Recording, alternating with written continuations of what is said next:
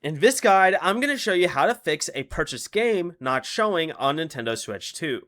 This is Miguel from Just Boz, and before we get into this guide, make sure to like the video and subscribe to the channel with all notifications on for more content like this. It really does help out the channel and we'd greatly appreciate it. If you have any questions, just ask them down in the comment section below. I'm going to be doing my best to reply to every single comment down there. First, scroll all the way to the right on the home menu and select Show More to open up all of your software and make sure that the game isn't already installed but hidden from the main screen. If you can't find a game here, return to the home menu and this time select Virtual Game Cards. Choose the user who purchased the game, then find the game in the list and select it. Then select Load on this system to download it again.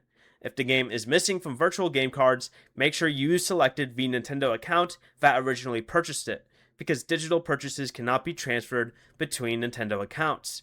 If it still doesn't appear, restart the console by holding the power button for at least 3 seconds, then selecting power options, and then restart. After it turns back on, go ahead and open the Nintendo eShop with the account that purchased the game, search for the game, and check whether it shows as purchased. If it does, just return to Virtual Game Cards and load the game from there. Before you leave, remember to like the video and subscribe to the channel with all notifications on for more content like this. It really does help out the channel and we'd greatly appreciate it. And if you did have any questions, just ask them down in the comment section below. I'm going to be doing my best to reply to every single comment down there. Peace.